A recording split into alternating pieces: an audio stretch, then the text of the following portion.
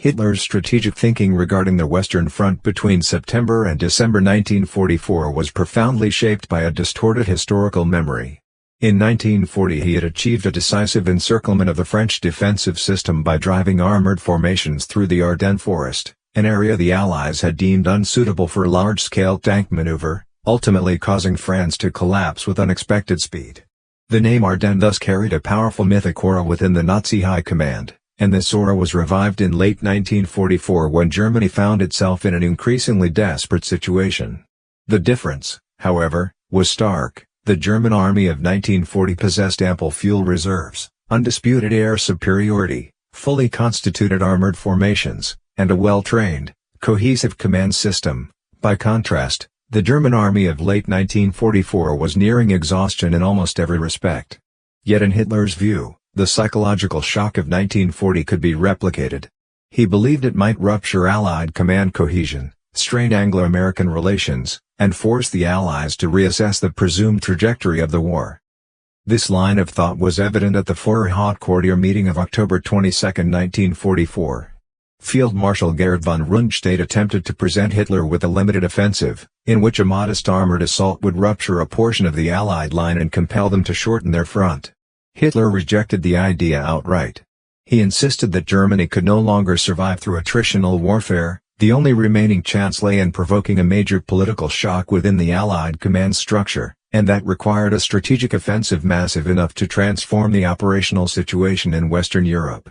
As a result, he demanded a plan for a breakthrough operation that would thrust deep into Belgium toward Antwerp and sever the logistical lifeline of the Allied northern flank.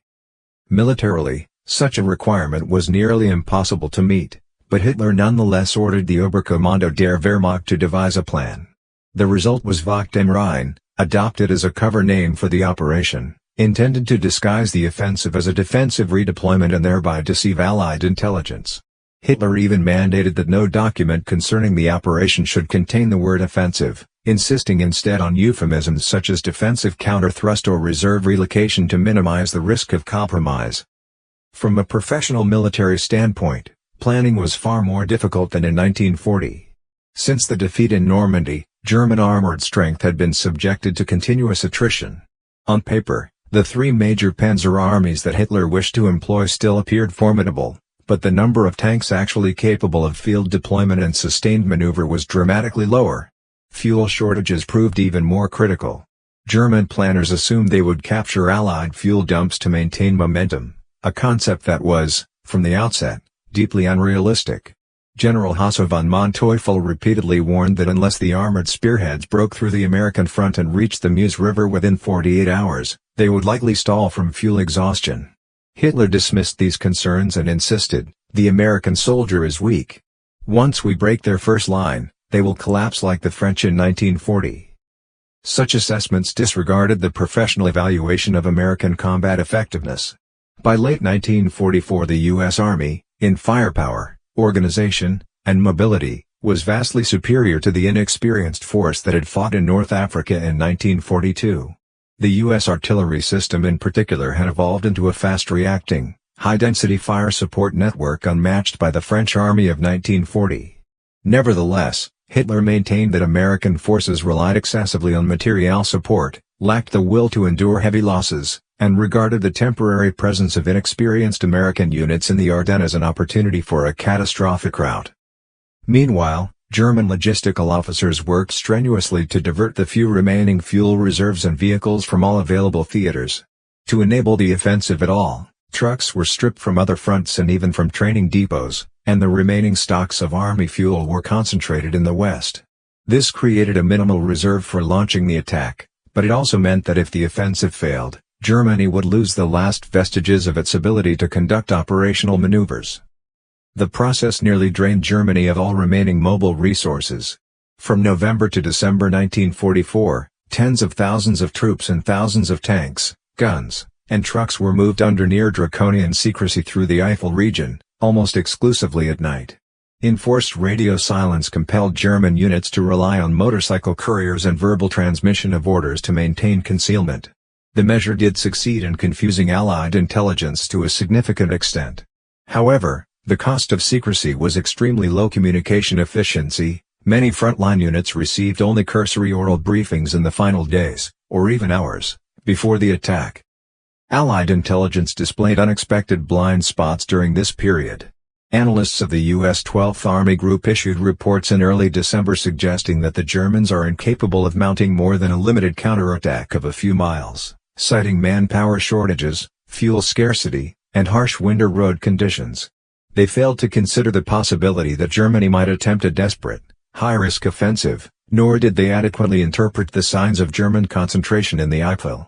Even British ultra-decrypts failed to provide actionable warnings, as German radio silence had effectively neutralized Allied signals intelligence. By December 15, 1944, the Allied front appeared calm and unremarkable. Many American soldiers were preparing for Christmas celebrations. The U.S. defensive posture in the Ardennes was thinly stretched. Some divisions held more than 25 kilometers of front, a deployment density that would be considered dangerously inadequate by any military standard. The U.S. 106th Infantry Division, newly arrived and inexperienced in mountain combat, was deployed across an overextended and under-supported sector, a factor that directly contributed to its impending disaster on the first days of the German offensive. At 5:30 a.m. on December 16, 1944, a massive artillery barrage shattered the quiet of the Ardennes. The density of fire exceeded that of the German counterattacks in the Normandy sector. Some 1,700 German guns and mortars struck American communication hubs, artillery positions, and transportation nodes. Under the cover of heavy fog and forest terrain, German infantry advanced rapidly, while armored formations attempted to exploit the limited road network to drive toward the Meuse. American reaction on the first day was chaotic. Lieutenant General Courtney Hodges, commander of the U.S. First Army, initially believed the attack to be a routine localized counter-thrust and failed to grasp the scale of the assault, thereby delaying the broader Allied response. Many frontline American commanders received no clear directives from higher headquarters until late in the morning, forcing them to improvise defensive measures. The German 6th Panzer Army encountered difficulties almost immediately on the northern axis.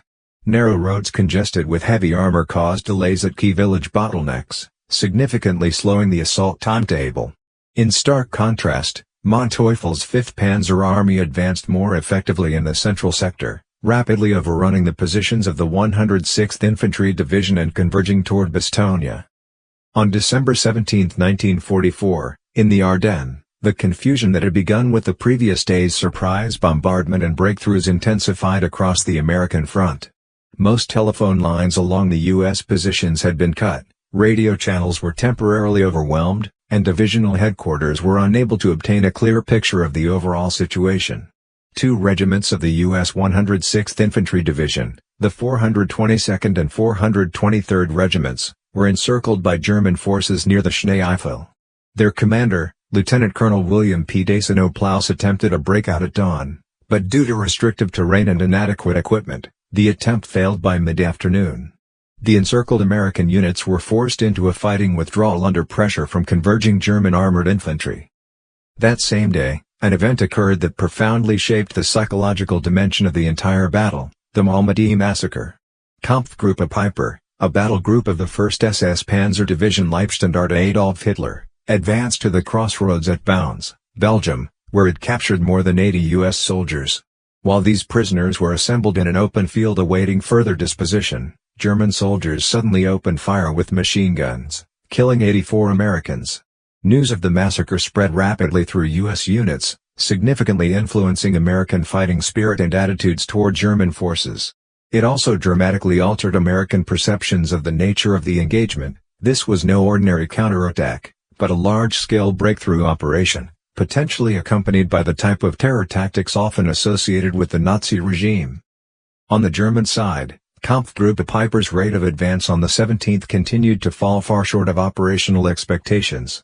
Although Peiper commanded some of the most elite and heavily equipped units in the Wehrmacht, including Tiger II tanks and assault guns, the group was repeatedly delayed by muddy roads, steep terrain, and bridges that Allied forces had destroyed in advance.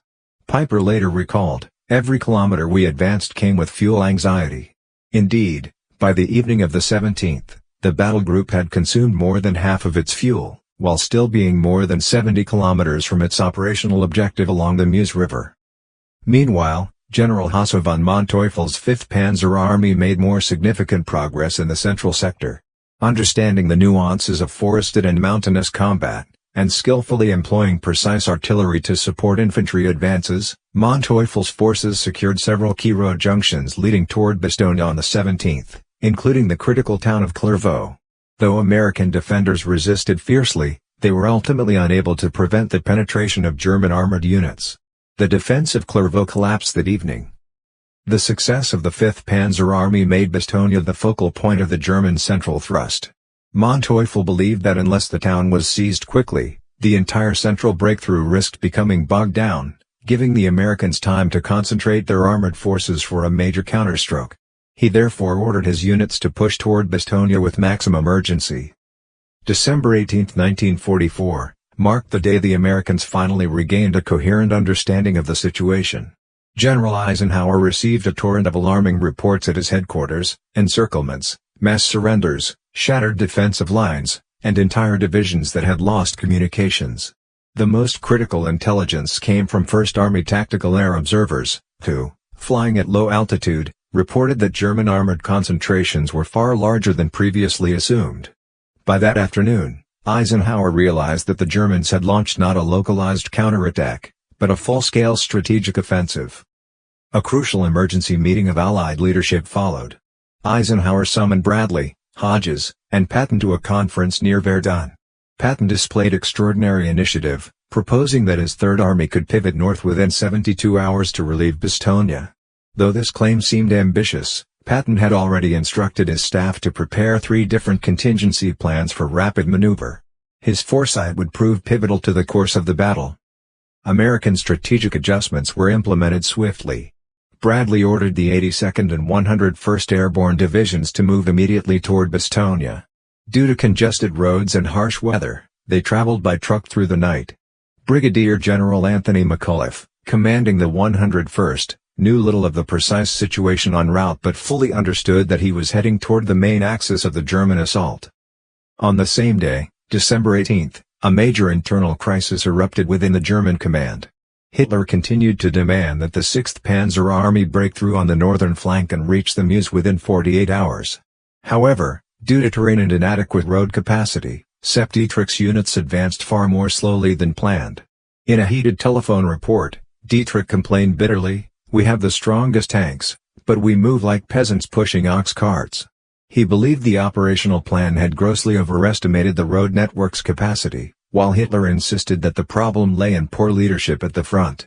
The dispute reflected a structural breakdown in German command. Strategic goals were now entirely detached from battlefield realities. On December 19, 1944, the battle entered the struggle for Bastogne phase. As elements of the 101st Airborne Division and attached armored units arrived in the town, German forces were already pressing from 3 directions. McAuliffe quickly organized a multi-layered defense, establishing positions in the surrounding forests and high ground. German units attempted several direct assaults, but these were repelled by determined American paratroopers and well-coordinated artillery fire. Despite the defenders' tenacity, American supply lines deteriorated rapidly. With most of the roads leading into Bastogne under German control, U.S. forces were forced to rely on fragmented and improvised supply routes. The town effectively entered a state of semi-encirclement. Also on December 19, U.S. intelligence finally pieced together the overarching German plan: break through the Ardennes, seize the Meuse River crossings, and push onward to Antwerp. This realization transformed the Allied understanding of the campaign and made clear that they had to concentrate armored formations into a broad arc to prevent a German penetration. By December 20, with German encirclement tightening, Bastogne was fully surrounded. The Germans, believing the town could be forced into a quick surrender, sent a written demand for capitulation. McAuliffe replied with his now famous single-word answer, "Nuts." After the American message was translated into a crude equivalent understood by the German delegation, any possibility of negotiation ended and the siege intensified. Between December 20 and 21, Manteuffel's units attempted several coordinated assaults from the north and south but were repeatedly stalled by American resistance and their own growing logistical delays. The German operational timetable, which assumed a rapid capture of Bastogne and immediate continuation toward the Meuse, had now begun to collapse entirely. Meanwhile, Kampfgruppe Piper entered a full-scale fuel crisis. On the 21st, the battle group attempted to capture Allied fuel depots in the Stavelot area but was repulsed by stubborn American defenders. Without access to the expected fuel reserves, many Tiger II tanks had to be abandoned along the roadside, depriving the Germans of some of their most powerful armored assets. By December 22 to 23, two major turning points emerged. Improving weather allowed Allied air forces to reclaim the skies. Large numbers of P-47s, P-38s, and British bombers began attacking German logistics lines with devastating effect. Germany's already fragile supply network was unable to withstand the renewed air pressure. Patton's Third Army began its rapid northward advance to relieve Bastogne. Patton's maneuver, executed in harsh winter conditions and over difficult terrain, is widely regarded as one of the most impressive corps-level operational pivots in modern military history. With Allied air superiority restored and fresh forces surging toward the front, German momentum faded. The initial shock had passed. The Allies were now reorganizing, concentrating power, and preparing for a counter-offensive. By December 23, the general contours of the battle had become clear. The Germans had achieved local breakthroughs but could not exploit them. Fuel shortages, traffic bottlenecks, loss of air support, and mounting casualties made a further drive to the Meuse all but impossible. The climax and turning point of the Battle of the Bulge were rapidly approaching. By December 24, 1944, the situation in the Ardennes had shifted from the rapid German advance at the outset of the offensive to an increasingly sluggish and stalled front line. Although German forces still controlled a significant portion of the area penetrated during their initial breakthrough, the axis of their offensive had clearly lost momentum. The German 6th Panzer Army on the northern flank had still failed to reach the Meuse River, while the 5th Panzer Army in the center had become bogged down around Bastogne.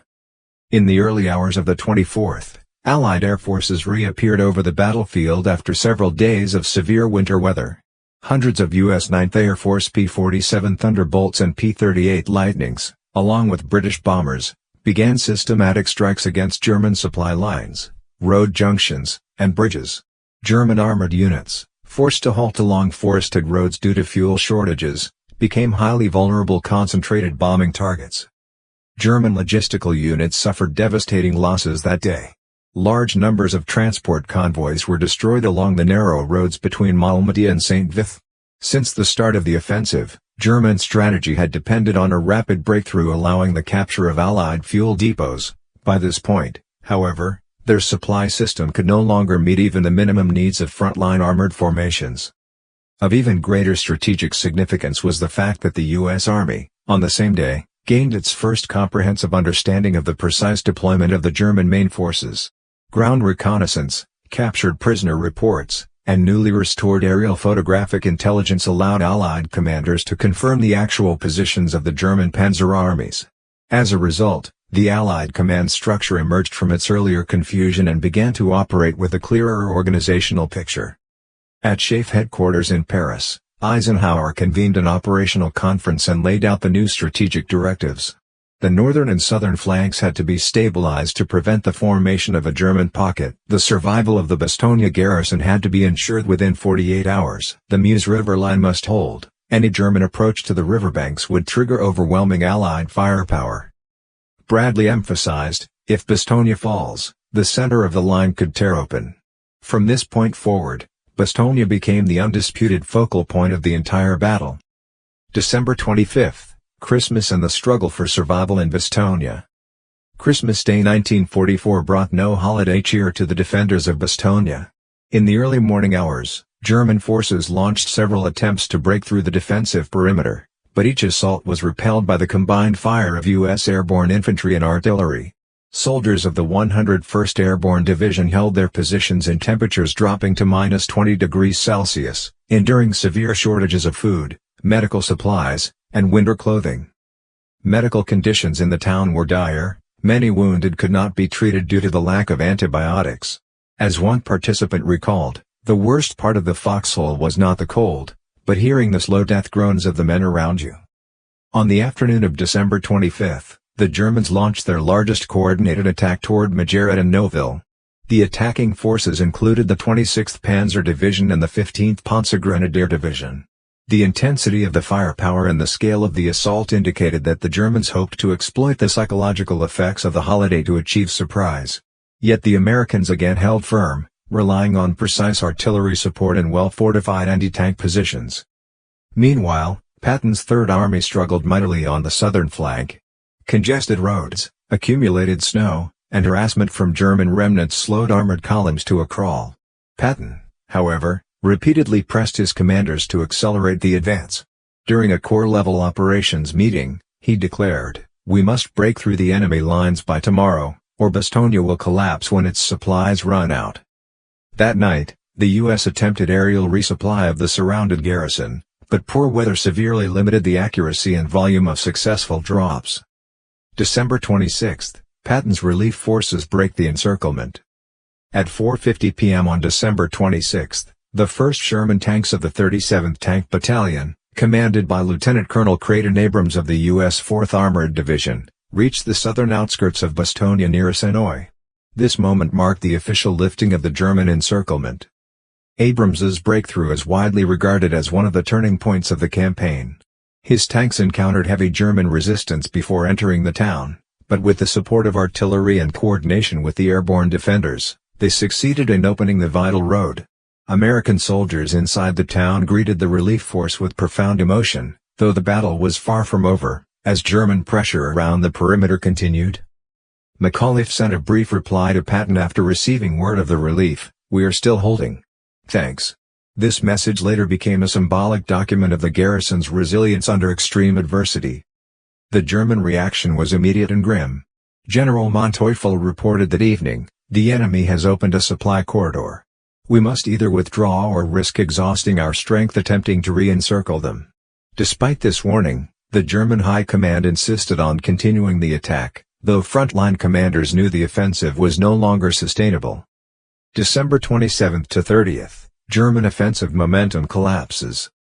Beginning on the 27th, the German offensive collapsed across the entire front. Northern sector, the failure of the 6th Panzer Army. Dietrich's 6th Panzer Army was virtually incapable of further offensive action after the 27th. Kampfgruppe Piper, out of fuel, was forced to abandon its vehicles and retreat to the German border on foot. Several Tiger and Tiger II tanks left behind became valuable study subjects for American intelligence. Piper later recalled, "We were not defeated by enemy strength, we were defeated by the absence of fuel." Hitler reacted with fury, blaming the frontline commanders for incompetence, though in reality, the heavy armored formations had been constrained by road and logistical impossibilities since the second day of the offensive. Central sector, Manteuffel's strategic dilemma. Around Bastogne, the 5th Panzer Army continued efforts to consolidate the salient, but American counterattacks grew ever more powerful as supplies flowed into the town and armored units massed around it. By the 28th, Manteuffel understood that Patton's armored divisions were steadily driving northward, threatening the base of the German salient.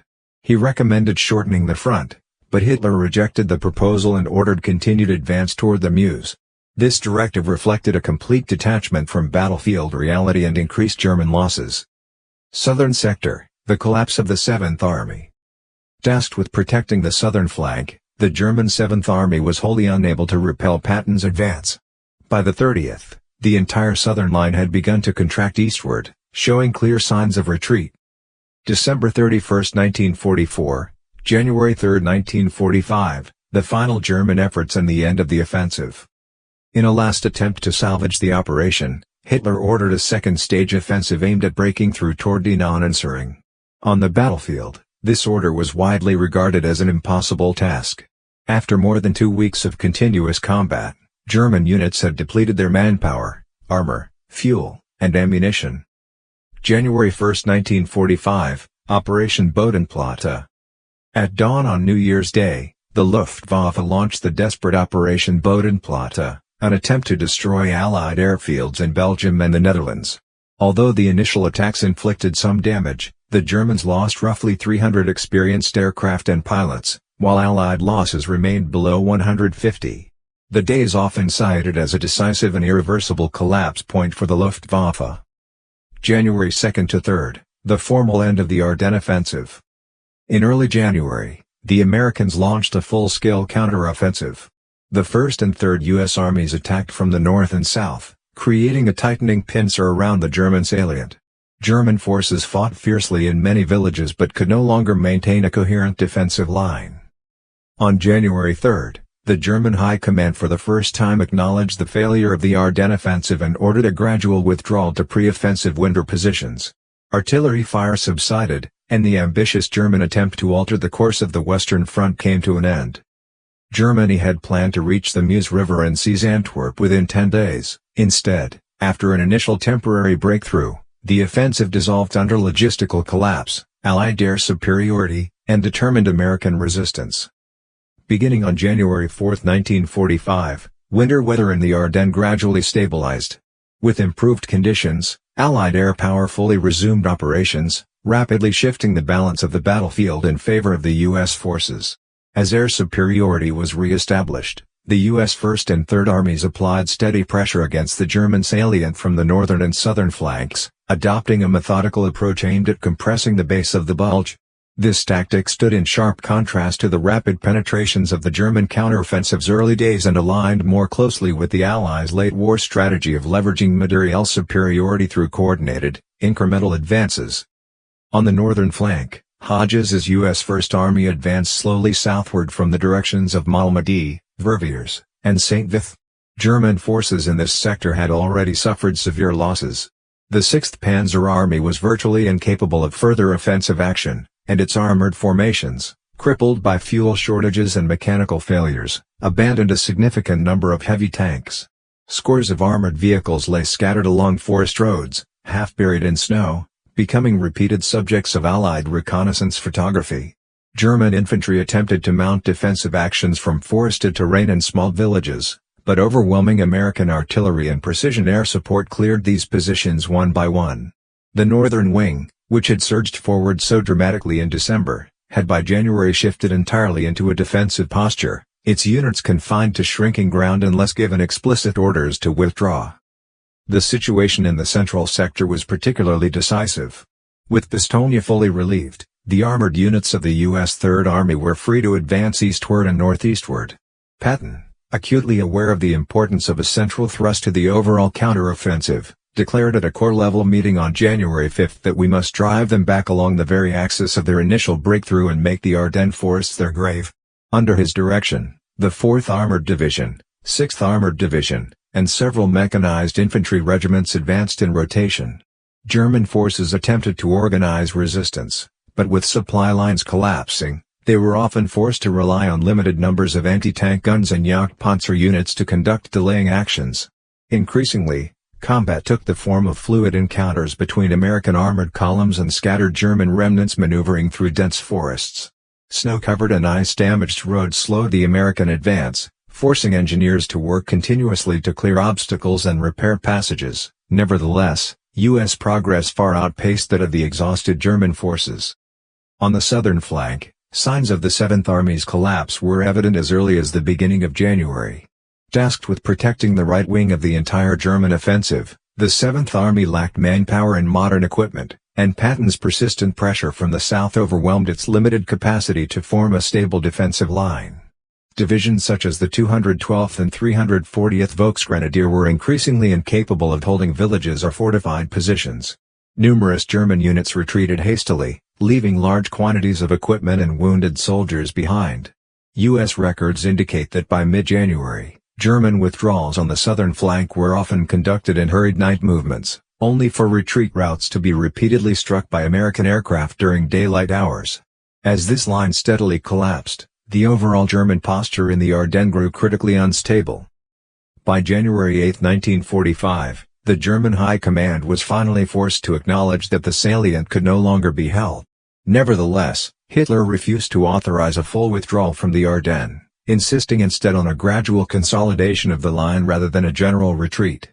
This politically driven directive placed frontline forces in even greater jeopardy. Both Manteuffel and Dietrich, commanders of the main panzer armies, strongly advocated immediate withdrawal to the West Wall to prevent encirclement, but their reports between January 7 and 10 were often dismissed by Hitler as defeatist pessimism lacking willpower. Despite this, battlefield realities forced tactical withdrawals, though these movements occurred far more slowly than the situation required. As U.S. forces pushed deeper into the salient, attention shifted to St. Vith.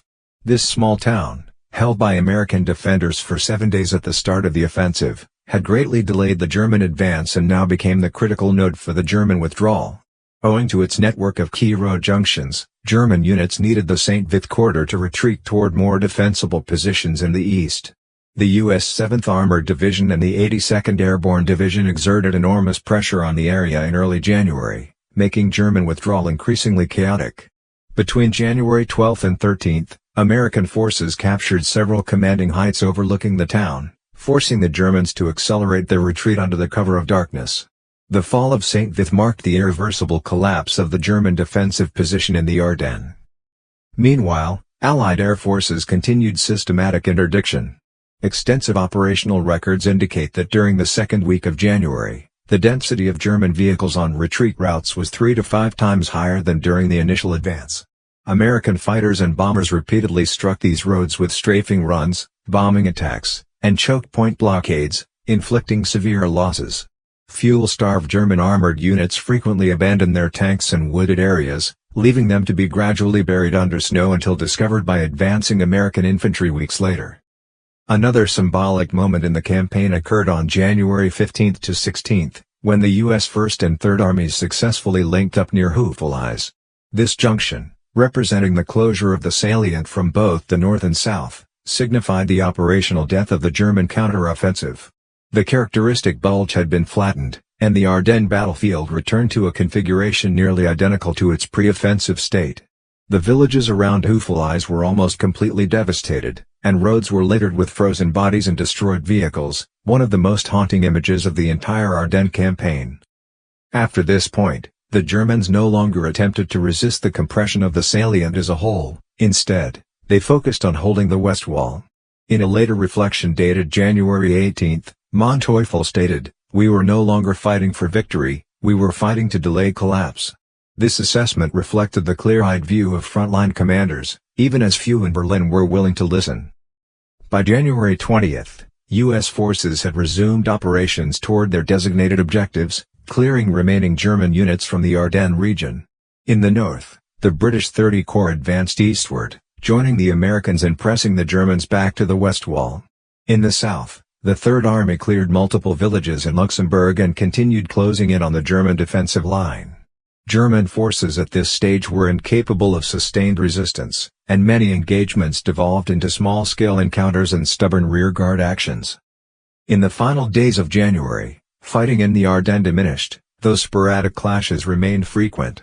Weather conditions remained harsh, roads muddy and forests cold and wet, and both German and American troops suffered acute fatigue.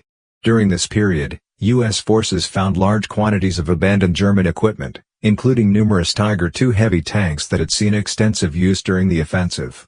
American armored personnel showed great interest in these vehicles, dispatching engineers and technical specialists to transport relatively intact specimens to rear area testing grounds for detailed study of their mantlets, armor layout, and drivetrain systems. By January 28, 1945, the Allies announced that the front line in the Ardennes had been fully restored to its position prior to December 16. The German leadership's long-anticipated last gamble had been completely repelled within 6 weeks, at catastrophic cost.